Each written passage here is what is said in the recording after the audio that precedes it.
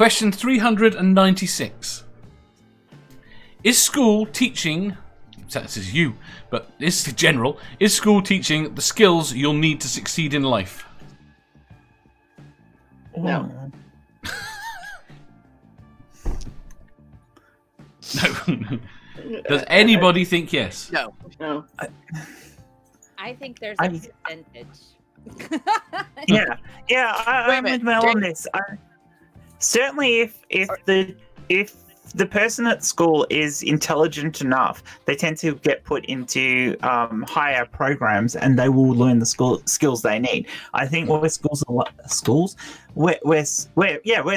lacking is when they're trying to teach skills to people who are below the average, and those people miss out because the schools aren't coping with that properly. But do you think pushing them through to the next grade is not fixing the problem? No, it doesn't help. No, you need to have better teaching systems in place before that. So you get these people, you catch these people, you give them extra activities to help lift them up to the level, because it's normally not an intelligence thing. It's normally there's other underlying issues, whether it's ADHD or there's a learning difficulties there, but it's not intelligence based, because very few people have, or enough people do have lower intelligence, but it's not normally just that problem. It's usually something else, and they get missed because schools don't know how to deal with it on the whole. No, you're absolutely right. That happens here a lot. I had students coming into a state university who'd never written a paper before. That wasn't their fault. That was the fault of whoever their K through 12 English teachers were, who never had them write a freaking paper. So freshmen. No, but you're right, Jen. I've been ADHD my whole life, and nobody knew it because I'm old, and they didn't diagnose it back then. So I got my ass beat a lot, and I would some classes I took, I'd have a straight A, and then another one the F, because I didn't care about that class. And if I don't really care about the subject, I couldn't focus on it enough to do well in it. I just didn't care. I was like, ooh, there's a bug on the ceiling. I wasn't paying attention. That's why I never went to college and wasted the money, because I'm not going to sit there and study some crap course that I don't care about to get to where I want to be. I know I won't make it. I just can't. Yeah. So, it's true. Yes. For me, I was a BC student through high school because of bullying, because of being intersex and all that sort of stuff. So I didn't cope with that. So my response was to not do anything, just show up and do tests and stuff like that. So I got through purely on how well I could remember everything and my intelligence, instead of actually on the fact that I did anything. And so I was lucky in that respect that I was capable. But had I not been capable, I would have failed miserably through high school because of those pressures. But those pressures were never picked up on. That I never got any support out of the school, because basically, if you were one of those people, you fell through the cracks. And even though teachers would say, well, we know you can do better than this. Well, I fucking know I can do better than this. But I'm fucking miserable 99% of the time. So why should I put any effort in? Right. So, right. And that was the thing as far as it goes. It's like the schools miss these things. They don't have the right procedures in place, and even now, I don't think some places are possibly getting better with it. I mean, they're being more proactive to help with bullying and find kids who have problems now in some places, but not everywhere. And it's a fundage thing as well. I mean, education is woefully underfunded for anyone who isn't fucking rich as all shit and can afford it, basically. No, if you can afford it, you'll get good education. But for the average person who can't and has to rely on government schools, etc., you're screwed. You really don't get the support there. And yet education is what is the future of all our society. Having better education means better outcomes in the future for society in general, because we get more people who end up in STEM and are capable of becoming the next people who discover the next great thing in science or chemistry or health or whatever else. You know, the person who finds the vaccine to the next great pandemic is somebody who's in school now, who may actually be missing out on the support that they need because our schools aren't good enough. Yeah, and there's also a thing about. Oh, I'm sorry. Go ahead. Dee. No, go ahead. No, I'm just You're going not to say really frozen. quick. Go. There's a thing about what you can envision for yourself. That has a lot to do with it too. Like I was the first person. I'm the youngest of 4. I was the first person in my immediate family to graduate from college. So from a university. So the thought of getting a master's never occurred to me until my ex-husband was like, "You could get a master's. You're smart enough." And I was like, "What? I could." And yeah, I could, and I did. But it never. I mean, it just wasn't in like I was. You know, it never occurred to me. And it doesn't. You tend to think you're dumber than what you are when you're stuck in those positions where you don't get that support in your education. I mean, I second guessed myself all the way through. I didn't think that I could go and do the science degree that I wanted to do. I didn't think I could cope with doing the science degree either because I knew there wouldn't be the support there for me because there wasn't before. So I ended up doing computer science because it was so easy for me, and maths because 2 subjects that I was really good at and I could just breeze through without having to think about it. So my education ended up being breezing through everything. Well, I'm a former high school so easy science for me, teacher, yeah. so I have lots of comments. Sorry. But yeah, Julie froze up again. I know. Yeah. I mean, I thought Julie had finished. I didn't realize she'd frozen until I got partway through what I was saying. Oh God. Oh yeah, she had froze. Just let you go. So I used to teach high school science, chemistry, physical science, and biology. Biology 1 and biology 2.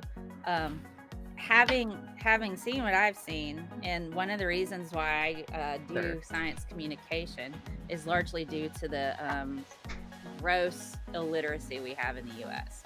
27% of Americans think the sun revolves around the earth. That's what they think. So That's depressing. it is very depressing. You can look it up. It's the National Science Foundation. They have every couple of years they do science indicators. You can look up science indicators, National Science Foundation, science literacy study, and they do all the countries, all the major like countries that are first world, kind of like that. But I think we don't do enough for the critical thinking. I think if we focused more on problem solving, that would make it a bit more effective. Not just like what Jen was saying about people getting in STEM, but also how to know when somebody's trying to swindle you. So I agree. Yeah, yeah, totally. Just critical. The problem is you have to have if you have to do that alongside religion, they won't let them do anything that will let them analyze that religion objectively. Well, I mean, I don't have a problem with religions in schools as long as it's a cultural studies class. You know, that's the way you can go about it. Show them all the religions, you know, and that's fine.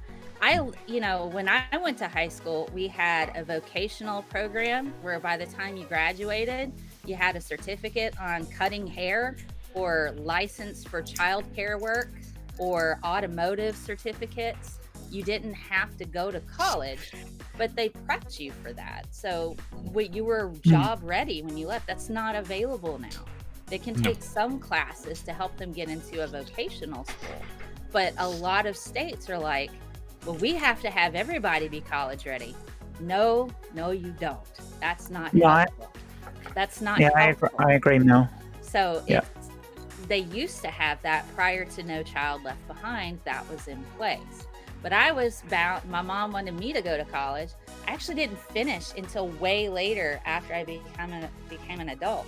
But having seen what I've seen, we could shift it more if we just started implementing problem solving and critical thinking early on, alongside all of those disciplines. And I agree. I had people telling me I was too stupid to do science. I had an English teacher told me, you should never be a nurse. You're too stupid for that. I'm a published scientist now, and I work in academia. But it took me having to go through, and like you, Julie, I didn't know I could get a master's. I have 2. So it's like, once I figured out I could do it, it was hard work. And there were gaps there that I had to fill. I applied myself and I did it. So it's like, okay. But I think there are life skills that are taught in the current system with health, science, a little bit of science there. There's economics, but things like how to do your taxes is really freaking important. Yes.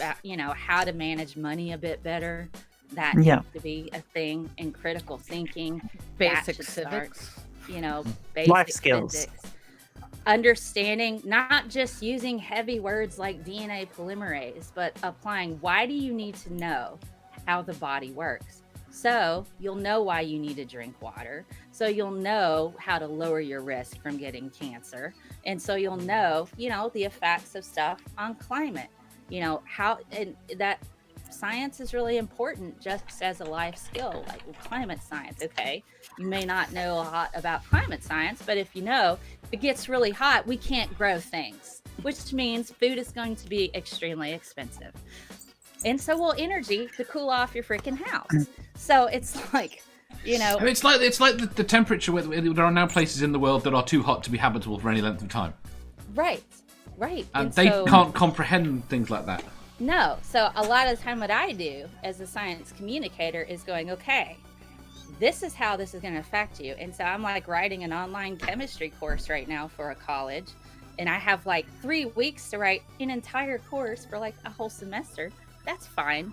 A lot of what I'm doing is applying when we're talking about pressure and volume. Okay, what's COVID-19 doing? It's messing with your lungs. Why does it feel like an elephant sitting on your chest? Why do we need ventilators? Because of gas laws.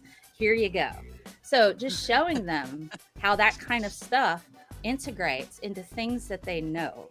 It's, if you understand this, then you can have a better quality of life. It's an odd thing we've had with the media over here, actually, on that one. Because the media sold that the CPAP machines would offer a viable alternative. There's not. And anyone that actually looks at it knows that it's just not going to work.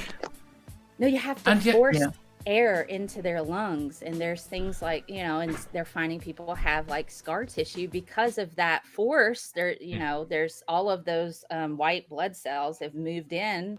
And since there's less volume, there's less space for air. So trying to force them out to where you can get air in there, it's causing scar tissue within the lungs. So they don't know, should we continue? It's either breathe or get lung scar tissue. Breathe and get lung scar tissue or not breathe. So that actually happened to my son when he was born.